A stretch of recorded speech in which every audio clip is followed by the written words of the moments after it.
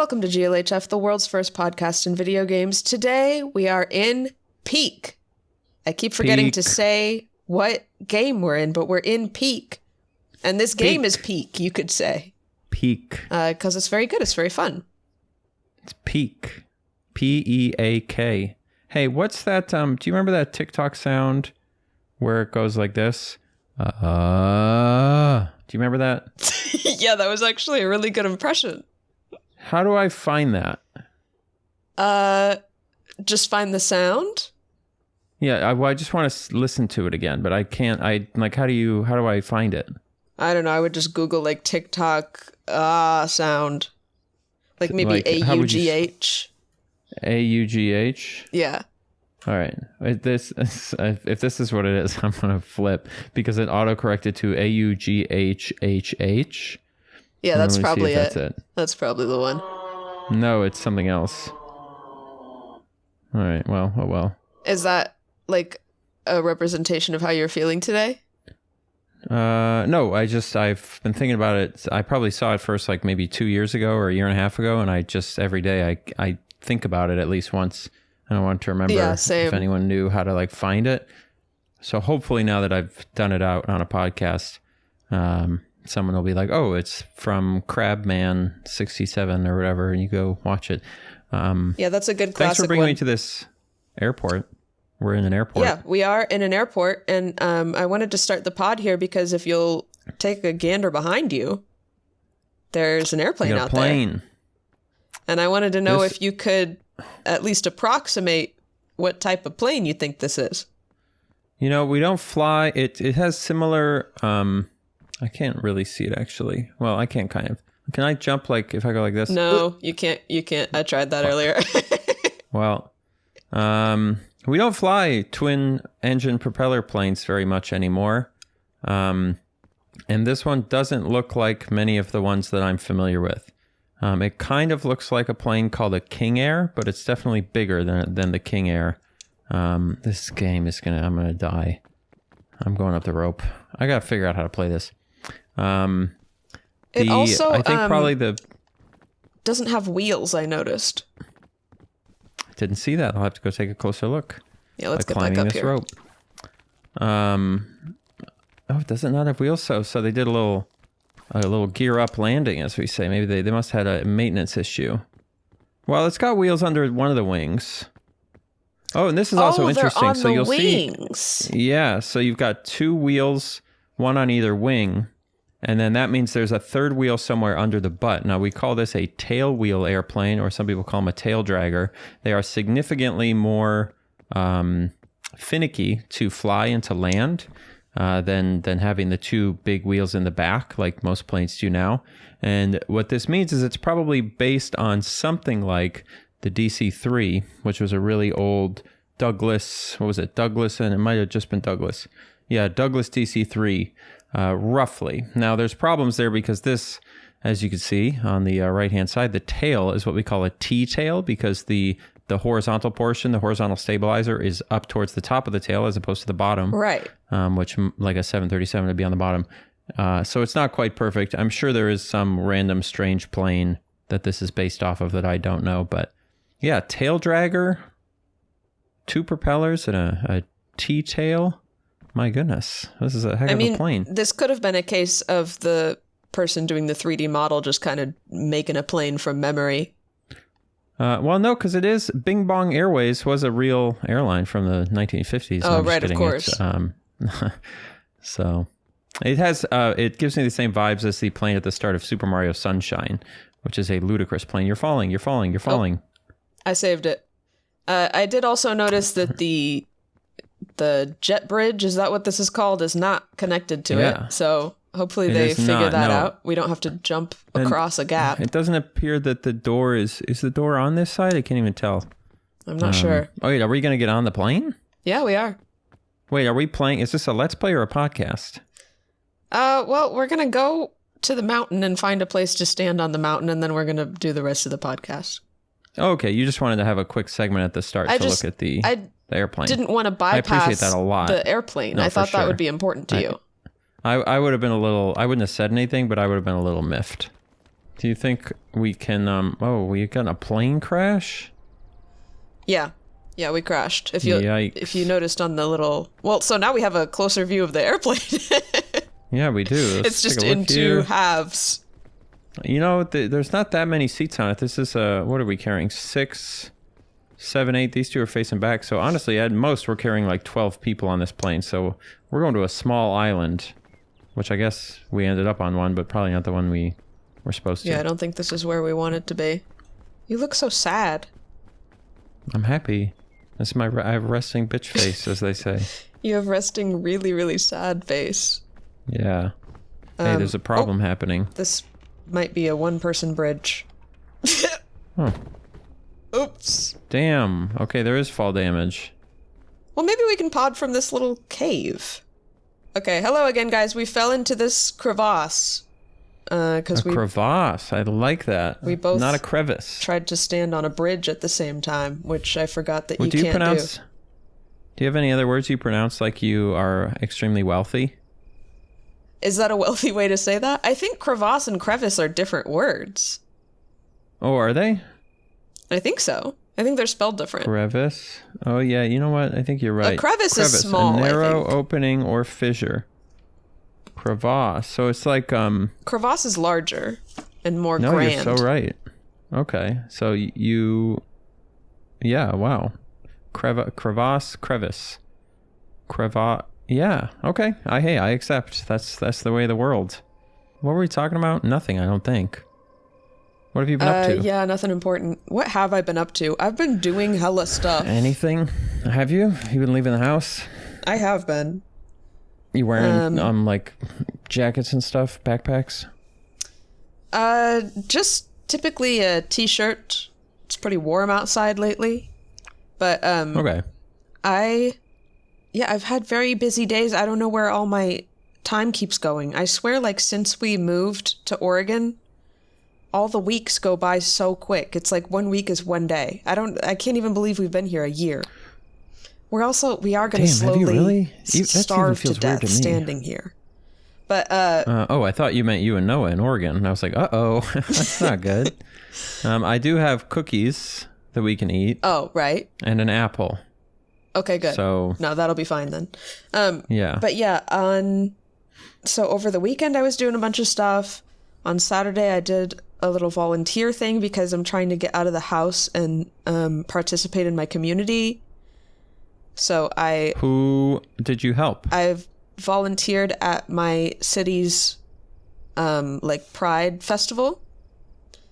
And I was doing a raffle booth. It's like they do a raffle for donations, and I was selling raffle tickets, and honestly had the time of my life. I love like a customer facing job like that, and like a easy kind of task with my hands.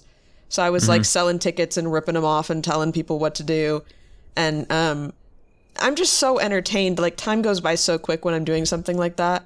Because I just love like talking to all the people, and you just like see so many interesting people. It really is. You get such a picture of humanity when you are serving customers like that. It's really funny. Every type of person exists, and you see them all. I used to tell people it's funny because those types of jobs, like retail jobs, front-facing jobs, like they're actually kind of fun for like a week. Like when you first get a new job, it's like kind of fun to like go in. It's new stuff and new people. I mean, barring exceptions, obviously. And so what I used to tell my servers when I was managing at the bakery is they would ask me sometimes like, I want to get another job and quit.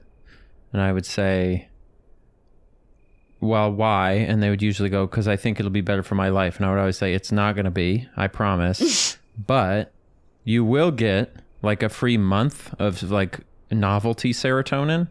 And if that's beneficial to you, then you can just keep like every 3 months, if you just keep getting a new job, you'll just keep being excited.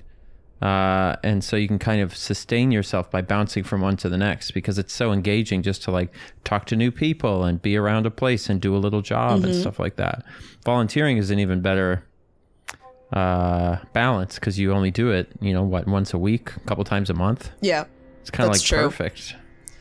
But I do even, I haven't worked a service job for like a whole year yet. Sure. Yeah. Yet, like maybe I guess I could in the future. YouTube's taking a tank.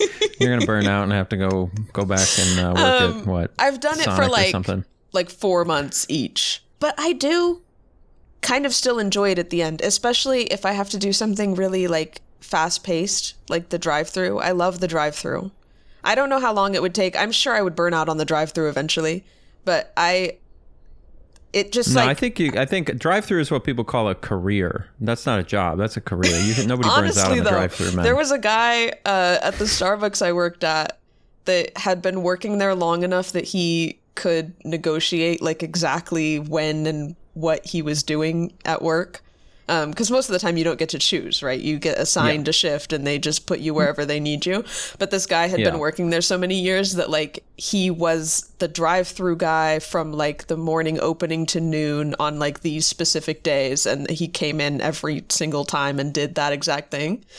And honestly, it would take me a while to burn out on that because it just like it occupies 100% of my brain because I'm like talking to somebody at the window and taking somebody's order and like putting orders together and like just time goes by really fast.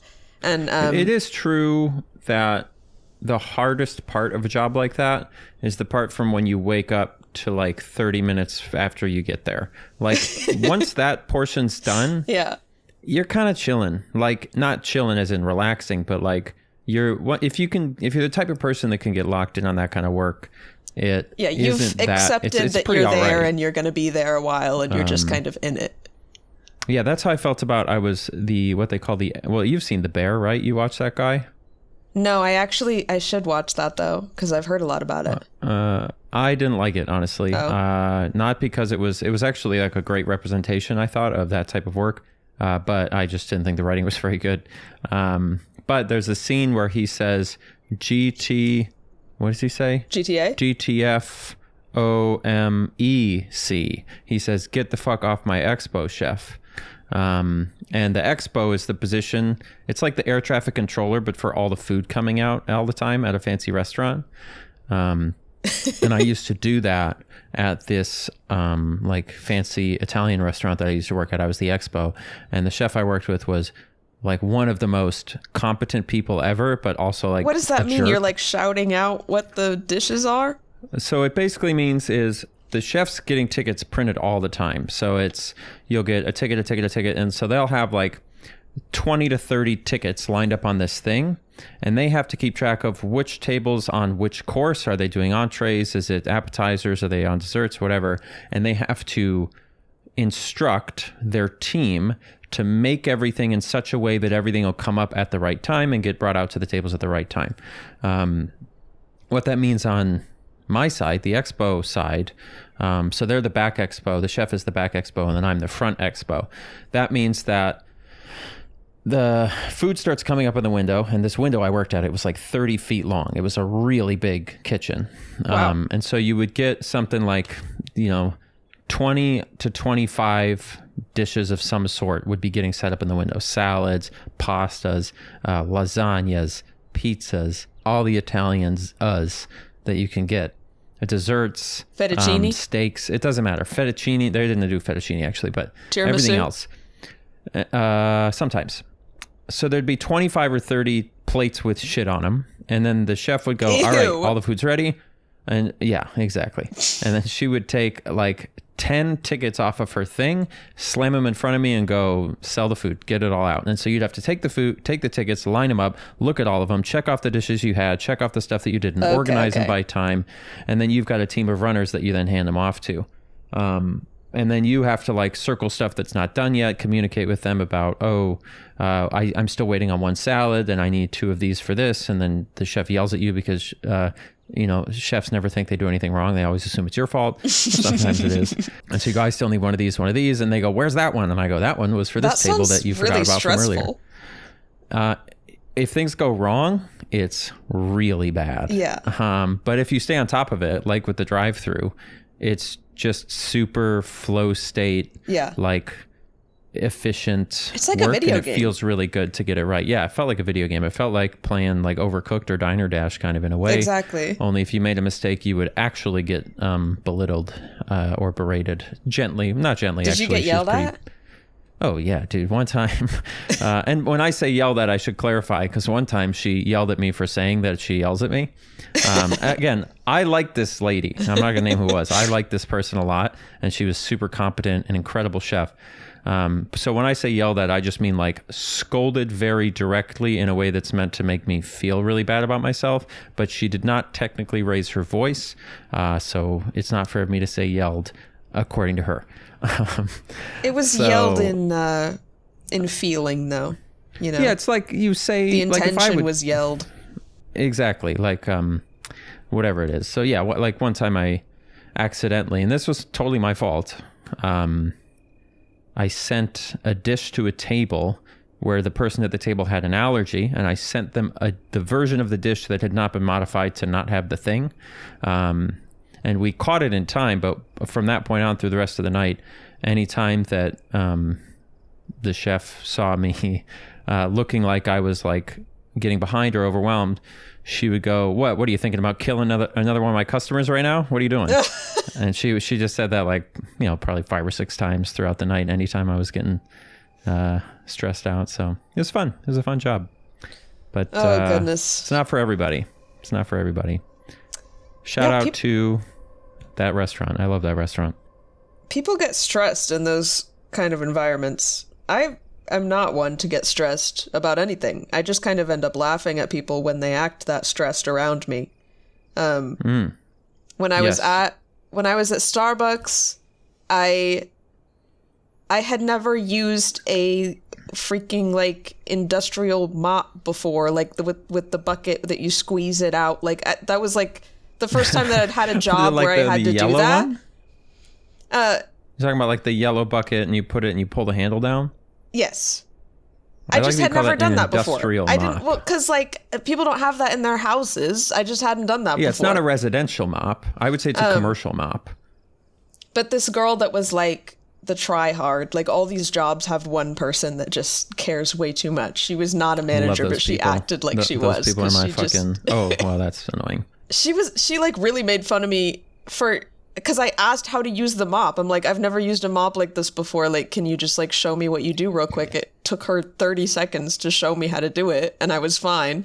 But she was like, wait, you've never mopped? Like you've never used a mop? So I'm funny. like, no, not a mop like this. Like she just cared way too much, and I kind of just like started giggling when she said that because it's a little bit funny when people care so much. How did that go when you giggled at her? I don't know. I mean, she was just kind of the type of person to be perpetually pissed off, so I don't think I really made her more pissed off. Sure. It makes sense. Well, you do it again, it sounds like. I would piss off that girl again, yeah, any day. Yeah. You giggle at that girl. I think she maybe still follows me on Instagram. Shout out if you're watching this podcast. I wonder if she remembers that. Maybe. How do you think she tells that story? Like, what do you think her I think she version probably of events would have doesn't. been? I didn't work there for very long. I think they probably all have forgotten about me. Anyway, so I had a great time at this raffle booth.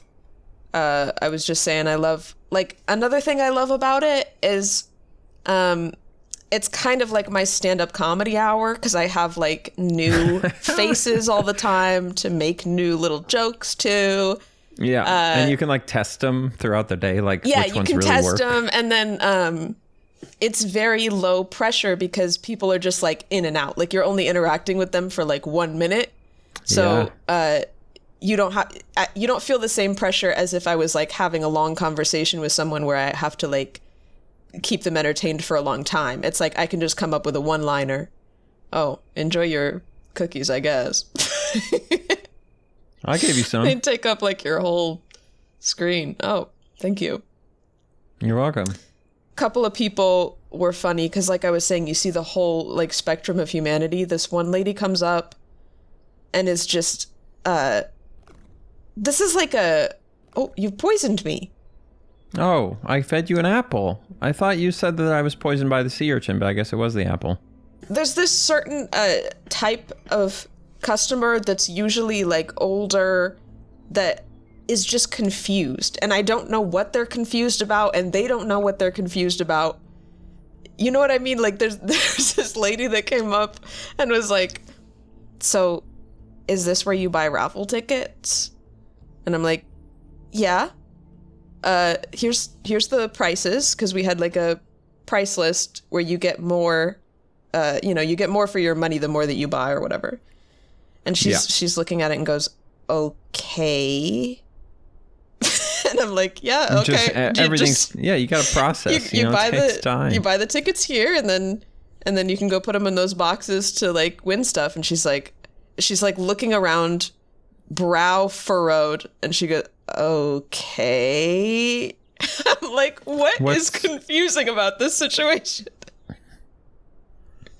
Do you was there some message that she was trying to get across, you think? I have was idea. she opposed to the idea of raffles and she was trying to communicate that to you? Or was she maybe miffed that the raffle prices were too high?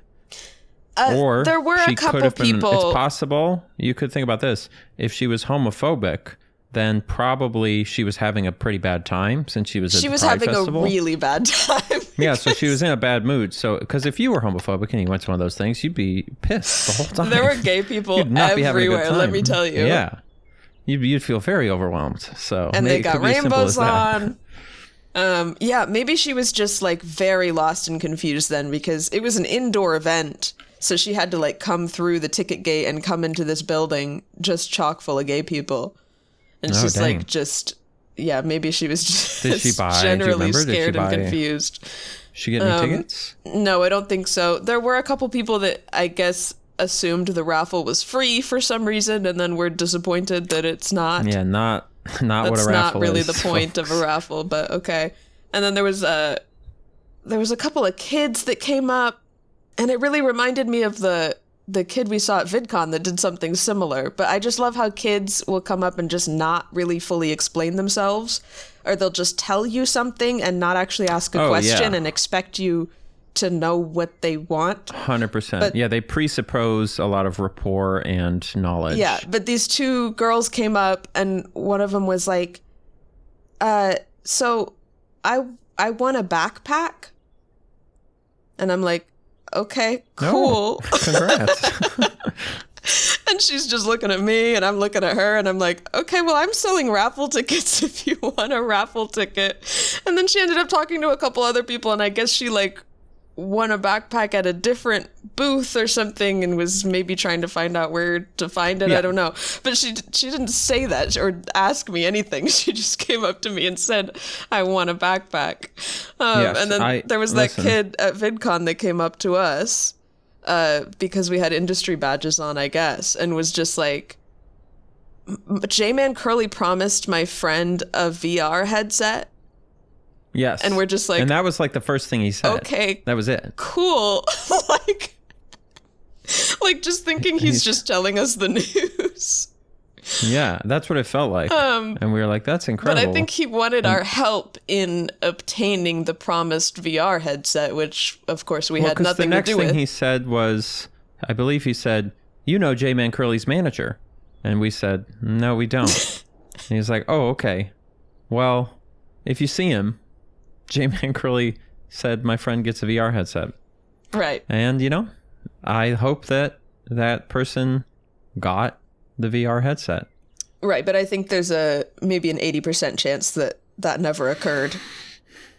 Yes, most likely the friend was lying to be like, my uncle works at Nintendo, and they told me that Peach and Mario are actually cousins or something. I don't know why that came to my head. Wow.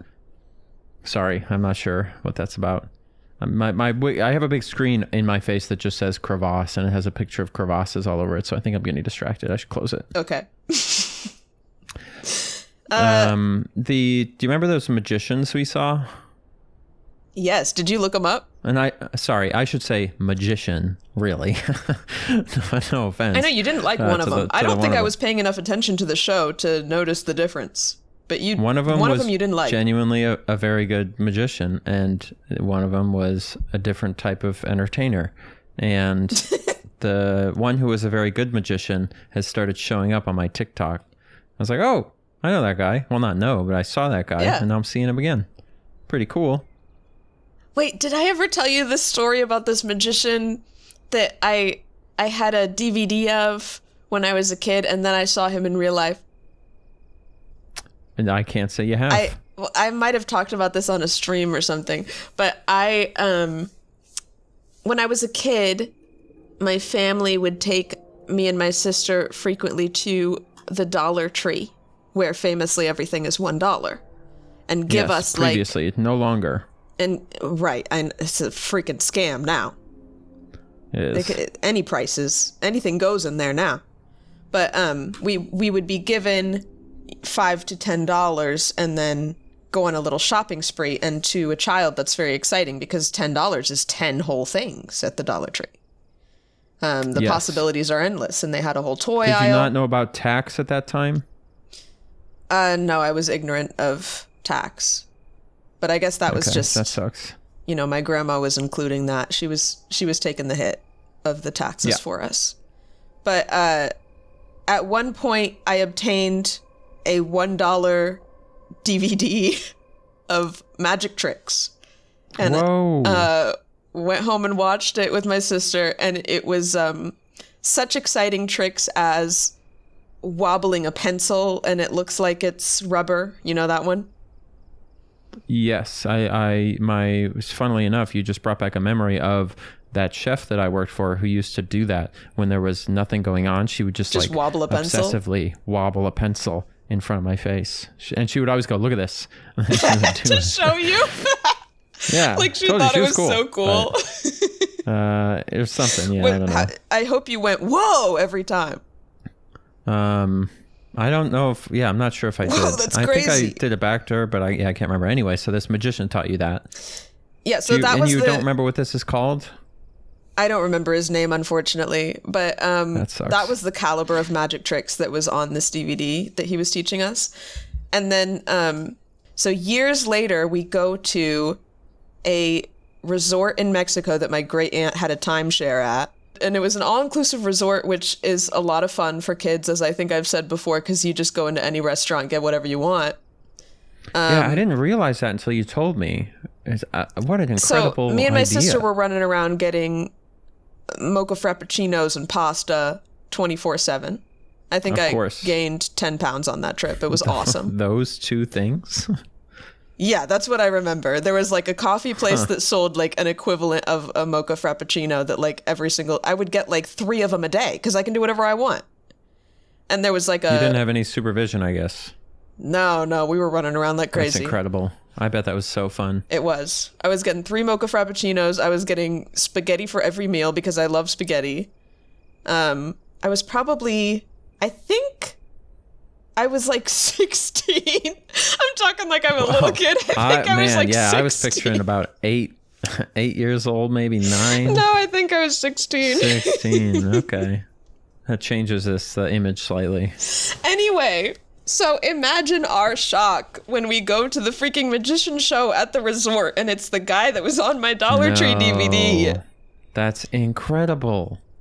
Now, could we sort of reverse engineer based on the resort name and the date? I couldn't possibly tell you. If you couldn't remember the name of the resort? No. Sorry. You remember where it was? Are you dodging because you don't want to tell everyone about this incredible But there's probably magician? A lot of resorts in Cancun. Yeah, there are. Okay, well, that's too bad. Dollar Tree DVD magician. All right. So me and my sister are like silently freaking out in the audience watching this show. And then the show ends and he like comes down to the audience and there's a little line of people to go meet him, most of which are very small children and we're teenagers. But we wait in the line and we get up to meet him and we're so excited and we go, oh my gosh, we have your DVD from the dollar store.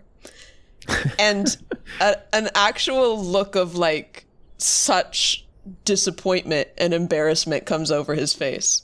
Like the second we say that, he's like so disappointed. It's like a horrible memory that's come back for him. Oh, did you pass away? I'm surprised. I feel like that would be incredible. I just remember this like flicker of sadness across his face, and then he did take a picture with us, and so somewhere there's a picture of us with this guy. But oh my God, find it. I know. I've got just have no idea where it would be. It's probably a physical picture, right? Because this is what, 14, 15 years ago? 14, 13, 14? A long time ago. So this would have been like, well, phone. It could have been on a phone somewhere. So what happens? Yeah, so now you're a ghost. I can see you as a ghost now. Oh, incredible. I'm going to try to heal so I can live a little bit longer. Anyway, shout out to that man. Again, I don't know his name, but I hope he's happy. I hope he was making bank on the resort show, and there's no shame in having a DVD in the dollar store. We were genuinely so excited about it, and I hope you don't feel embarrassed. Well, and I wonder, like, what if that's the level of magician you are? What does he want people to recognize him for, if not a massively produced I'm not sure. DVD? It could have been like the memories were coming back of how maybe he got ripped off on the royalties or something. I don't know. I guess, yeah, if it's at a Dollar Tree, they ain't making that much money on it. Yeah. There's a class of job, like wedding DJ, magician, hypnotist, clown. Hypnotist. Like, yeah.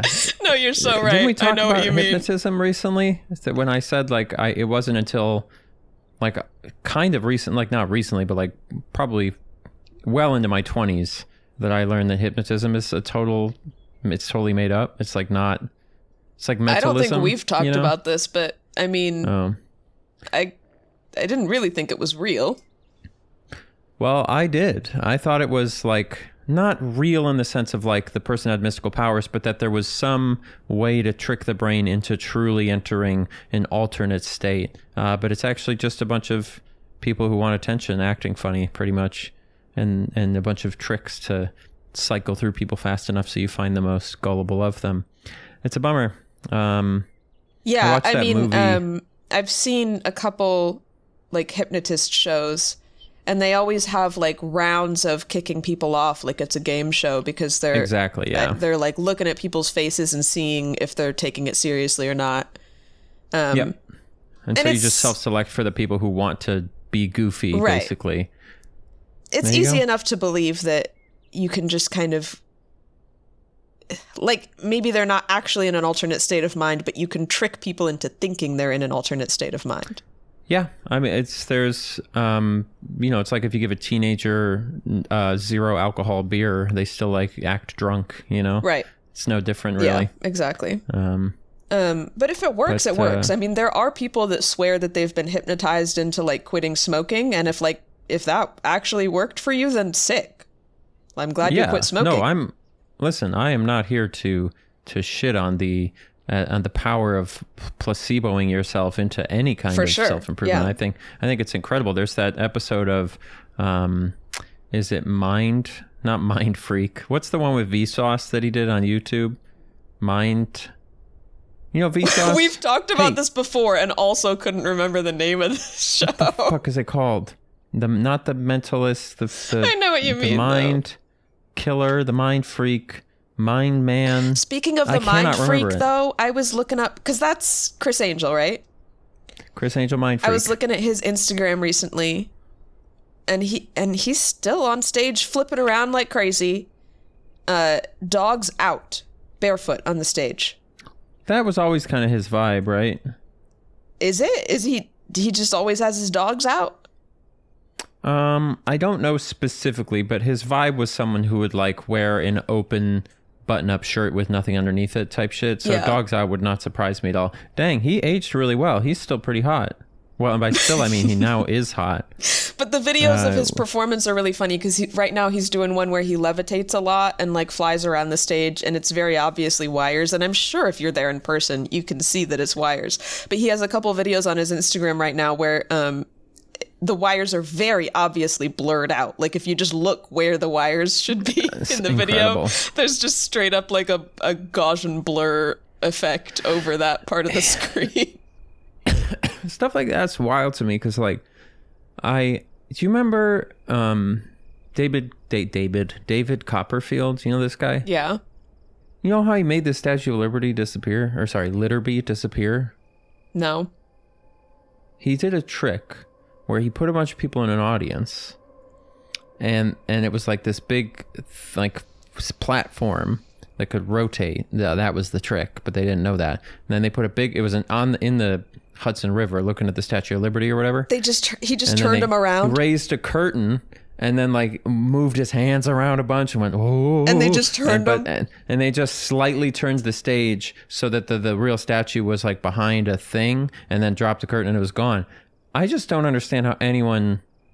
They didn't feel it move? No, because they did this thing where they like played really loud bassy music so that like they did a bunch of stuff to exactly, yeah. And I just don't. I love that though. I love how corny some magic tricks are. Like it's the most obvious shit in the world when you actually look into it. Yeah, I just feel like good magic. You're supposed to be like, oh, like it's fake, but you're like, how did they do that? But like nobody is gonna believe that you disappeared. It's just, I don't know. It's weird. But that's real footage. You can go watch that. That's really funny. Disappearing the Statue of Liberty. Yeah. I love that. Well, because you would think people would see it and they'd just like stand up and be like, wait, where the fuck is it? And then be like, oh, it's right over there. Right, exactly. Like, I assume when they left that event, they saw it again. Like, yeah, like it's not gone forever. But that's really awesome.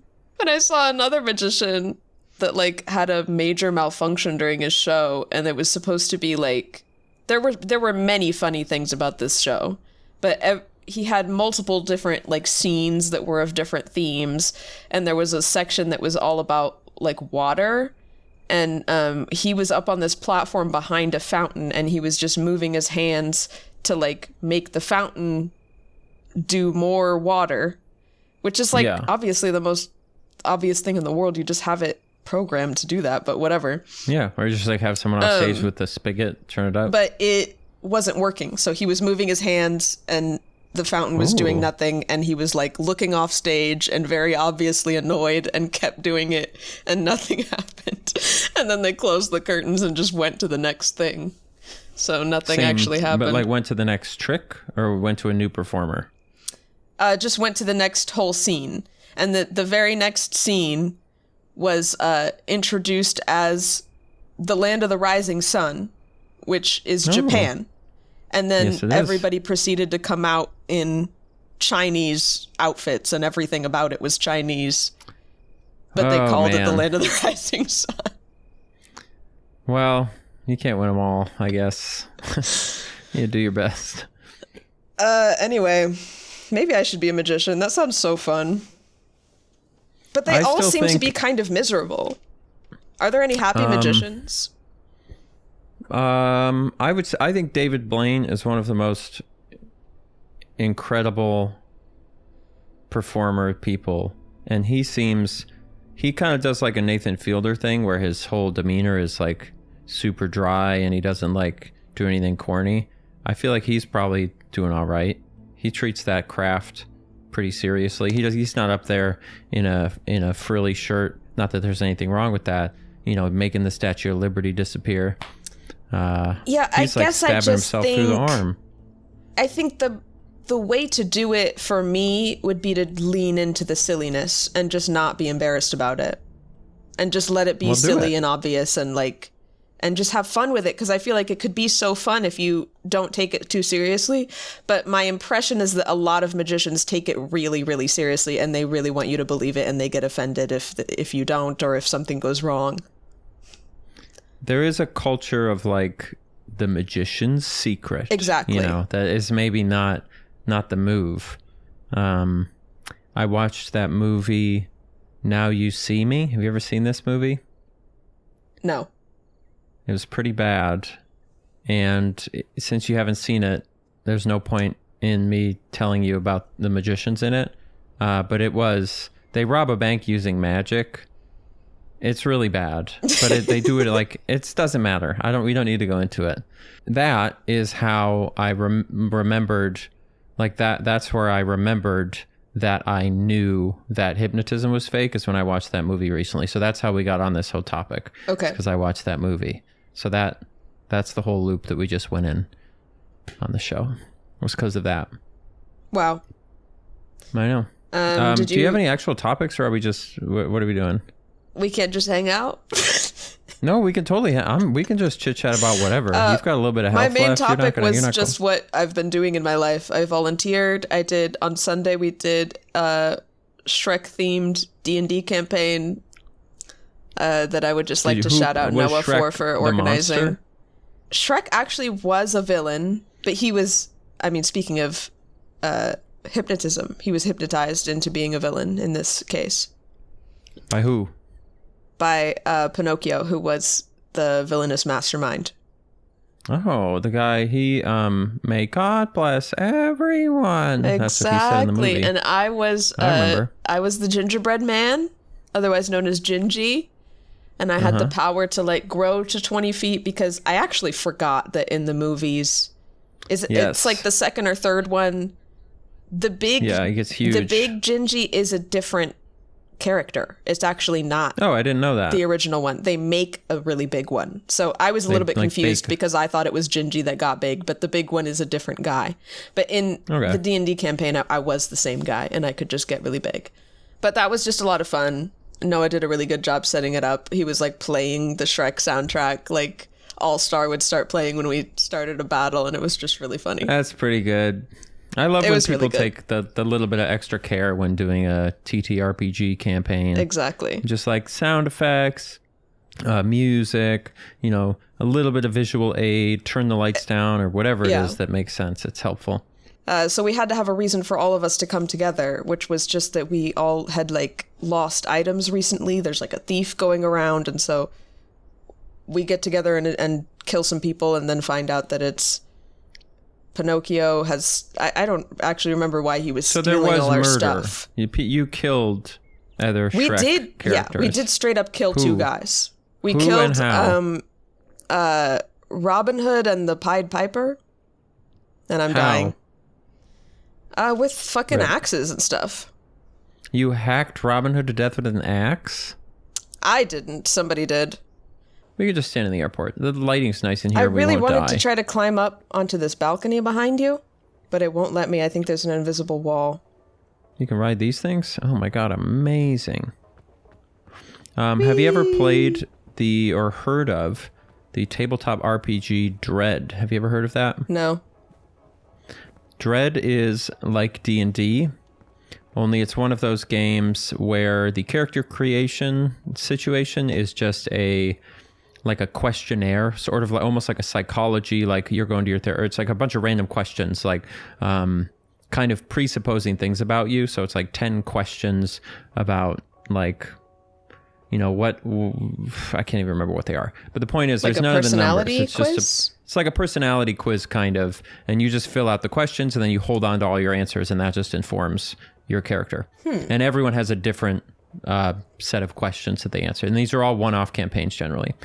The way that it works is there's a DM like normal, a dungeon master. For those who are not familiar, this would be the leader who sort of determines the story and the rules. And then you have a Jenga tower in the middle of the table. Wait, really? And any action, what are you talking any about, action you want to do is you say, I'm going to do this, and then the DM goes, it tells you how many pulls you have to do to pull that off, basically. And most of the campaigns are horror themed. And then when the Jenga tower dies, whatever action you did that knocked the Jenga tower over becomes the way that you died, no matter how absurd or not absurd that it is. And so it would often be things like you're walking in the woods and then you come back from camping and there's an apocalypse. And so you do all these things and everyone's pulling Jenga pieces, and the harder the things you do, the more Jenga pieces you have to pull. And then at the end, everybody will eventually die, is kind of the way it goes. Yeah. But it uses Jenga as a way to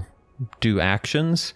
And so it's constantly ratcheting up the tension in terms of the longer you get into it, early on you can do riskier things, and then later on you have to really be careful about it. Yeah, that does sound funny and makes sense. Dies. The way you described it was really funny because you're first you take a personality quiz and then there's a Jenga tower, and it sounded like you were just making a joke and describing something ridiculous. No, it's a real game. It's I don't know if it's the most fun I've had at a tabletop RPG, but it's just a really low stakes anyone would do that. Pretty much. It's just fun like playing and it imagination, but with simple, a Jenga tower. which I like because I yes. can't think.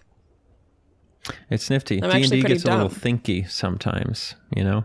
I was going to ask about, is there any internet drama we can talk about this week? So if you have something better to say than that, you can kind of choose your own adventure now. If you'd rather go down that path. No new internet drama. I just had a few comments that I wrote down to respond to. Bring them out. This person, I guess, is from Las Vegas because we were talking about the Sphere. And they said they're so glad that we love the Sphere. And if either of you could put on any show inside and a funny visual outside, what would they be? Boy. And I probably should have thought about this a little before I asked the question. But I like the question because I love the Sphere. I'm very fascinated by the Sphere. I think I just... I'm attracted to it like a crow to a shiny object. I just like that it exists. And I think it would be really cool to look at and be next to. What things have they done in there as of right now? They've done. I know like U2 did a big concert and made a bunch of visuals. Yes, they've been doing many concerts of bands that older people like for some reason. Well, those are the people with money to go pay to go to the Sphere, I think, is probably what the prohibitive factor there is. U2 and Fish, I think. Yeah, that makes sense. People who are like super eager to spend a bunch of money to go to a novel experience.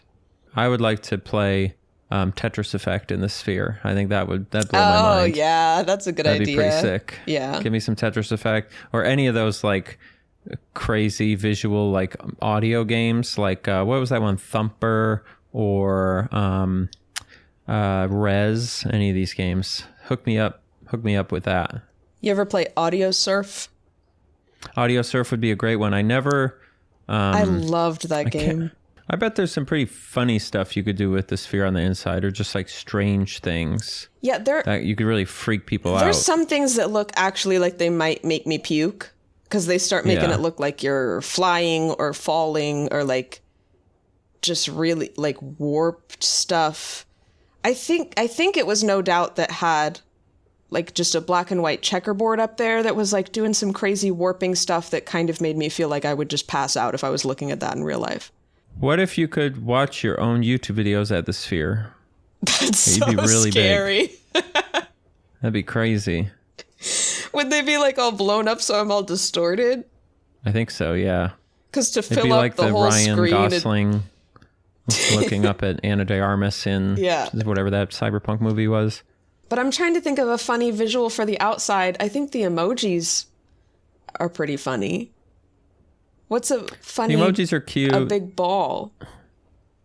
What's a funny big ball you could put? A funny big ball. Maybe like a golf ball or... Wow. Basketball. Yeah. Baseball. Soccer ball? Do they ever put the Earth on it? Or the moon? The moon would be cool. How much you think? I wonder how much do you think it costs? You think I could afford to put something on the Sphere? How much? That's a good question. It probably is a lot, but something on the Sphere. $2 million. Jesus Christ! Seriously? Depends on like where. Like the cheapest it gets during off season, $450,000 per day. I mean, it is probably like it's freaking visible from space. I bet. Is it? No way. Not like this. I'm sure you can see that, like, if it was nighttime, you could see a little dot, but there's no way you would actually be able to, like, see what was on it, right? That'd be crazy. How do they make money? I don't know. It might be one of those things that at the end of the day is just kind of a huge waste of money. Because I'm sure it costs so much in, like, electricity to run it. Yeah, that's kind of what I'm wondering. Venue operating costs, $3 million. So it costs about $12 million a year. I don't know where this is coming from. This is coming from sphereentertainment.com. Jesus, an average annual electricity bill of $18 million. I don't know, but I love that it exists. Yeah, good for them. The most thing I'm most excited for is after it goes bankrupt, and then it's just sitting there. That's going to be sick. And then people start hacking it and putting stuff up there. Yes, that's the cyberpunk future is coming. Because, you know, we're going to run out of water in that area at some point. It's kind of amazing that we haven't yet. But Vegas it's not in a good place. We're gonna run out, and so everyone's gonna start leaving. 30 years from now, I can't imagine that the sphere is still gonna be functional.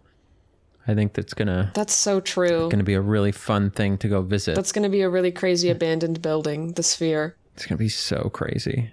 I did also want to mention good progress. That I am deeply sorry last time I said that Legolas didn't have a love interest. I forgot about Gimli, which I'm really ashamed to say because I did read all the books recently, and I had a really big Lord of the Rings phase in the last couple of years, and so I feel really bad that I forgot about Legolas and Gimli, who are canonical lovers, and I guess that's just homophobic of me that I wasn't thinking of that. So you're using the tone of voice that you use when you're lying, but I can't tell. No, I'm not lying. I'm 100% serious. This is real? Yeah. I mean, when I say canonical, I'm saying it's not like Tolkien says they kiss, but it's pretty well accepted in the community that they are a thing. Hold on. They're at least platonic besties on a soulmate type of level, because they do love each other. Do they say that? Yeah, I'm pretty sure they use the word they say, love. I love you. I mean, in some kind of poetic way, I'm pretty sure they say that. Or would you say there's more evidence for them being in love? Are they more in love than Dumbledore was gay, according to the books? Which one has more? Yeah, I would say so, because Dumbledore being gay is barely explored in the books at all. Okay, cool. All right, I just wanted to try and understand. There is definitely a Lord of the Rings expert in our audience, and I'm sure. And yeah, they're gonna write 5 paragraphs, and I appreciate it. There's gonna be 6 different people commenting back and forth about how Gimli and Legolas weren't in love, but they were in love, but they weren't, and they couldn't have been, and we've caused a whole situation. In fact, it probably already happened by the time they got to this part of the pod. Right, exactly. And now they'll get to look back and go, oh, shoot, I just got called out. I mean, I think it's up to the individual's experience of it. I absolutely experienced it as, Frodo and Sam definitely were in love, but maybe they just didn't even take it far enough in their minds to be romantic because of, their own internalized homophobia, those hobbits. Yeah. But, no. I think there is that you're being facetious slightly, but there is a truth to that, which is I think we the love you have for a companion and a friend is why do I feel like your character is gradually getting closer to me? Your face is right up against my face. I feel the same way about you. That's not how it was before. Yeah, what the heck's going on? You got a little we close. Just kind of wobble. I am kind of wobbly. Anyway, we should have basically equal love and respect for platonic love as romantic love. They are different, but not in intensity, so to speak. It's just for in sure. tone. Yeah. That's what I would say. People kind of forget that. They think that one is less. That's why I would say oh, sorry, I'm distracted by the fact that if you look closely at this moving walkway, wait, both of them. The railings are moving the opposite direction of the floor. Well, that don't make any damn sense.